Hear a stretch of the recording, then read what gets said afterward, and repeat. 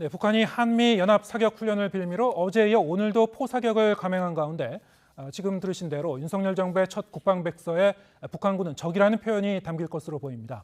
조한범 통일연구원 선임연구위원과 함께 자세한 내용 더 짚어보겠습니다. 어서 오세요. 예, 안녕하세요. 네, 요 며칠 좀 조용한가 했더니 북한이 다시 이틀째 포사격을 해상 완충구역으로 이제 하고 있습니다. 계속 발사를 하고 있는데 언제나 그렇듯이 이제 북한이 어떤 이유를 대긴 하죠. 이번에도 한미 연합 훈련 경고 목적으로 봐야 되나요? 예, 이미 이건 뭐 예정이 돼 있다고 보는 거고, 이게 마지막 포사격한 게 11월 3일이고요. 화성 17형을 쏜 건 이제 11월 18일이거든요. 그러니까 포사격은 한 달 만에 지금 재개를 한 거고, 예.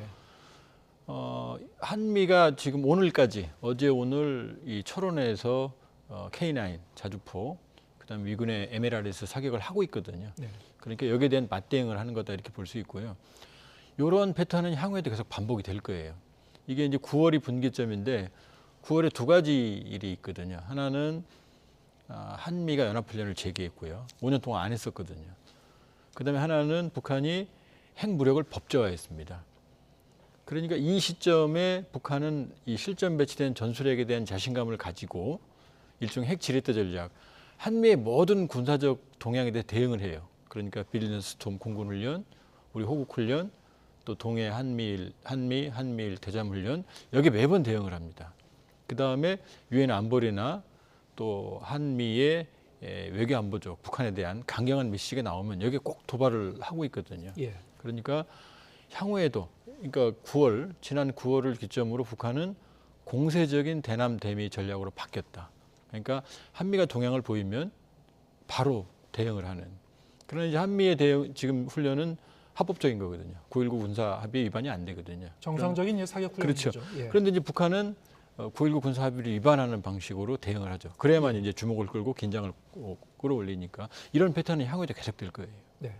올해 들어서 이제 북한이 미사일 발사한 게 상당히 이제 횟수도 많았고 이렇게 포사격을 이제 이 완충구역에다가 하고 있고 계속 좀 뭐 의문이 들 수밖에 없는 것은 저렇게 이제 많은 포사격을 하고 미사일을 발사하고 하면은 북한 입장에서도 뭐 이 돈도 많이 들 수밖에 없는 것이고 이전에는 이제 북한이 이런 고강도 도발을 할 때는 뭐 미국의 주목을 끈다든가 남한 정부에 어떤 그 자극을 준다든가 뭐 그런 목적이 있었던 걸로 보입니다만 이제 한미 이 양국은 별다른 입장 변화는 없거든요. 북한이 도발을 하더라도 북한이 이렇게 연속적인 도발을 함으로써 얻을 수 있는 이득이 뭡니까? 두 가지가 이제 목표인 것 같은데요. 예. 북한은 한미 군사 연습에 대해서 매우 민감하게 반응을 하고 상당한 압박을 받습니다. 그러니까 지난 5년은 좋았죠. 한미가 안 했으니까. 예. 그런데 사실은 군사 연습은 해야 되거든요. 훈련해야 되는 거거든요. 그 당시는 이제 어쩔 수 없이 한반도 평화 프로세스 때문에 우리가 이 군사 연습을 중단한 거고요. 그러니까 그 5년 동안 익숙해져 있다가 한미가 군사 훈련을 재개를 하니까 이걸 되돌리려고 하는 것 같아요. 그러니까 군사 연습을 중단시키는. 그리고 두 번째는 북한이 한미를 동시에 압박을 하거든요. 단거리로는 한국, 그 다음에 ICBM으로는 미국, 핵실험 동향도 마찬가지고. 그건 뭐냐면 북한이 원하는 건 지금 파국을 원하는 것처럼 보이지만 사실은 대북제재 해제거든요. 네. 하노이로 돌아가고 싶은 거거든요.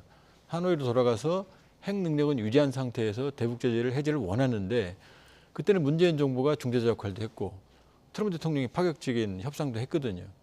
그런데 문재인 정부를 이제 대체한 윤 정부는 그 역할을 지금 안 하겠다는 거고요. 그런 식은. 그다음에 미국 바이든 정부는 북한이 변하지 않으면은 협상을 안 하겠다는 거거든요. 그러니까 자기들이 원하는 상황이 벌어지지 않고 있거든요.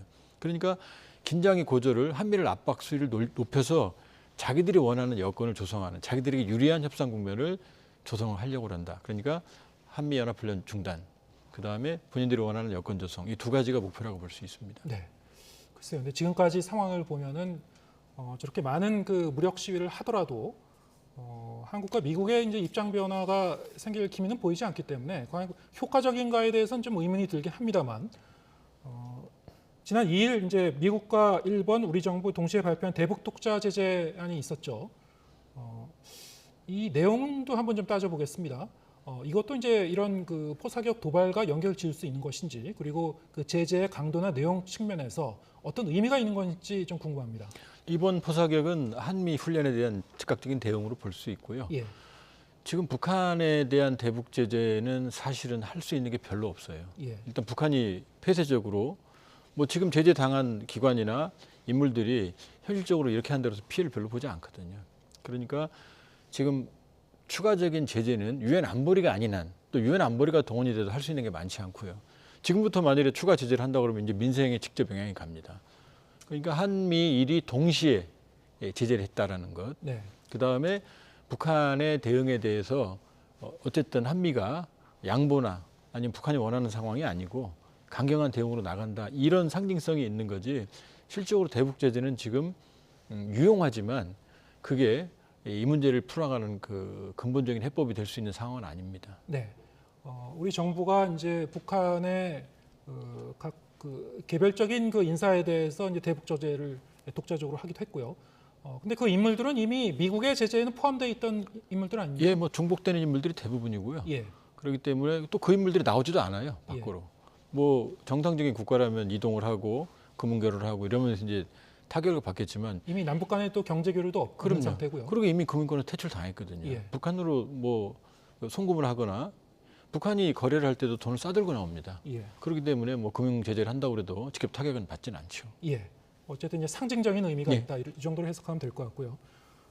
지난번 이제 출연에서 또 얘기하셨습니다만 좀 추가적인 그 제재를 통해서 북한에 어떤 그 신호를 보내려면 일단 좀 효과가 있을 만한 것은 이제 북한의 자금줄, 해킹을 이제 차단한 그런 그 방법을 생각해 볼 수 있을 것 같은데요. 효과적으로 북한의 해킹을 차단하면은 뭔가 좀 북한이 좀 아플 수는 있지 않겠느냐, 뭐 이런 생각 듭니다. 예. 그건 많이 아프죠. 예. 왜냐하면 북한이 보통 이제 북중 교역이 90에서 95%입니다. 예. 해관 청소를 보면 적자 규모가 나오거든요. 지난 10여 년간의 무역 적자가 100억 달러쯤 됩니다. 그리고 지난 3년간 2017년, 18년, 19년 이제 코로나 봉쇄 이전이니까요. 이때는 평균 20억 달러가 넘거든요. 과거에 이 무역 그 적자를 노동자 송출, 그다음에 무기 밀몰에 이런 걸로 이제 해결을 했거든요. 근데 그것도 안 되거든요. 그런데 무역 적자 폭은 더 커지죠. 수입은 안 줄고 수출은 못 하니까. 그럼 외화가 고갈될 수밖에 없죠. 예. 또 이제 ICBM 발사 핵실험 또 핵능력 고도도 해야 되니까. 그럼 외화가 필요하거든요. 예. 지금 할 수 있는 게 유일한 게 사이버 범죄입니다. 그러니까 지금 북한의 정찰청국 안에 기술 정찰국이라는 3국이 있고 네. 그 안에 이제 우리가 아는 라자루스, 킴스키 이런 그 해킹 조직들이 이제 110호 연구소랑 연계가 돼 있거든요. 여기 한 300여 명 정도 있는 걸로 알고 있는 전문 인력들이. 여기 김정은 위원장이 2014년에 간 적이 있어요. 근데 여기를 만일에 틀어주게 되면 지금 자세한 규모는 몰라요. 그러나 대략 1년에 한 4, 5억 달러 정도를 현금화할 수 있는 걸로 알려지고 있거든요. 암호화폐 해킹을 그렇죠. 통해서 예. 금년 상반기에도 이 북한 해킹 조직이 예. 6억 달러 이상의 이 암호화폐 탈취 사건에 연루된 걸로 지금 알려지고 있거든요. 예. 근데 만일에 이게 효과적으로 통제가 된다 그러면 사실상 북한의 자금줄이 마르죠. 그러니까 예. 암호화폐나 이런 사이버 범죄를 효과적으로 막는다 그러면 그거는 북한에 상당히 큰 타격이 됩니다. 예, 알겠습니다. 관련이 외신 보도가 있어서 이 문제도 한번 짚어보겠습니다. 북한 동창리 서해 위성 발사장에서 위성 사진 이제 분석을 통해서 좀 심상치 않은 그런 그 신호가 좀 포착이 됐다, 이런 그 VOA 미국의 소리 방송 보도가 있었는데요. 여기서 어떤 그 개폐형 터널이 열리고 이 타워 꼭대기에 설치될 것으로 보이는 새 크레인 추정 물체가 발견됐다, 이런 내용이에요. 이게 뭐 좀 큰 규모의 로켓을 발사할 기미인가요? 그러니까 동창리, 그러니까 평안북도 철산군 동창리에 예. 북한 표현으로는 서해 인공위성 발사장이 있어요. 예. 실제 인공위성 발사장입니다. 거기서 ICBM 쏘는 데는 아니에요. 거기서 은하, 광명성 이런 걸 다 쐈거든요. 북한은 첫 번째 인공위성 발사 기술이 있어요. 예. 이미 여러 번 성공했고, 다만 인공위성 체의 기술은 떨어지죠. 그 기술은 있고, 두 번째는 김정은 지난해 1월 노동당 제8차 대회에서 군사용 정찰위성을 가까운 시일 내에 개발하라고 지시가 내려졌어요. 예. 그리고 올해 김정은 위원장이 3월 달에 현장을 갔습니다. 징계책을 지시했거든요. 그러니까 조만간 저기에서 우주 발사체가 발사될 가능성이 굉장히 높고요. 근데 이제 문제는 저기에 ICBM용, 그러니까 우주 발사체랑 ICBM 엔진이 똑같습니다. 그리고 화성 17형, 15형 ICBM에 쓰는 엔진도 개발을 저기서 하거든요. 그러니까 저기서 발사를 하게 되면은 다목적 효과가 있죠. 네. ICBM 기술 확보가 되고 그다음에 이제 세계 이목을 집중시킬 수 있거든요. 그러니까 이 동창리 저 인공위성 발사장에서 어느 정도 증계 측이 이루어지면 아마 이 정찰용 위성 명목의 로켓 발사는 충분히 가능한 상황입니다. 네. 군사적 목적의 이제 정찰 위성을 이제 발사하게 되면은 그것 또한 이제 유엔 안보리 대북 제재 결의 위반이 되는 것이죠. 왜냐하면 네. 모든 탄도 미사일 기술을 적용한 발사를 금지한다가 유엔 안보리 결의거든요. 예. 근데 이 로켓도 똑같이 탄도 미사일 기술이거든요. 예. 그 위반인 거죠. 알겠습니다. 우리 국방부의 이제 국방백서에 북한을 이제 적으로 명기하기로 했다라는 이제 소식 조금 전에 전해드렸습니다만, 우리가 이제 북한을 국방백서에서 어떻게 표현하느냐는 이 정권에 따라 조금씩 항상 좀 변해오긴 했습니다. 뭐 주적으로까지는 표현 안 하지만 이제 적으로 이제 표현한다는 얘기인데 어떻게 봐야 되나? 이게 어떤 그 남북 관계에 영향을 주는 그 변수가 될 수 있는 건가요? 아니면 그냥 반대로 그때 남북 관계에 영향을 받아 이렇게 이제 결과물로 이제 표출이 되는 건가요? 어떻게 보십니까? 구조적으로 보면은 예정된 수순입니다. 예. 왜냐하면 보수 정권 때는 북한은 적으로 규정을 합니다. 그러니까 95년 서울 불바다 발언 때 처음 나왔고요. 예. 그래서 김대중 정부 2000년까지 남북 정상회담 전까지는 그 유지가 됩니다. 그러다 김대중 노무현 정부 때는 이제 그 개념이 사라지죠. 예. 그랬더니 이명박 정부 때 연평도 포격 사건 이후로 다시 적으로 등장을 했다가 예. 문재인 정부 시기까지 오고 문재인 정부 시기에 다시 그게 사라지거든요. 다시 지금 보수 정권으로 또 넘어왔거든요. 그러니까 이제 다시 패턴을 보면 이 보수 진보 정권에 따라서 극명한 차이를 보이고 있다 이렇게 볼 수 있고요. 다만 저 표현 여부와 관계없이 우리 군의 북한에 대한 대비는 차이는 없거든요. 그렇죠. 그러니까 뭐 구조적인 변화는 아니고요. 예. 다만 이제 북한이 모든 그동안에 우리의 동향에 대해서 반발을 해왔기 때문에 아마 모종의 반응을 내놓을 겁니다. 예. 하지만 적으로 규정한다고 해서 그것이 뭐 남북 관계라든가 우리나라의 대북 정책 혹은 이제 군사 대응 태세라든가 북한의 앞으로 향배에 뭐 영향을 줄 만한 어떤 변수는 아닐 것이다. 크게 영향은 없습니다. 왜냐하면 예. 북한이 이미 핵 공격을 모의해서 남한을 공격하는 훈련을 하고 있는 판인데요. 예, 알겠습니다. 여기까지 듣겠습니다. 조한범 통일연구원 선임연구위원과 함께했습니다. 고맙습니다.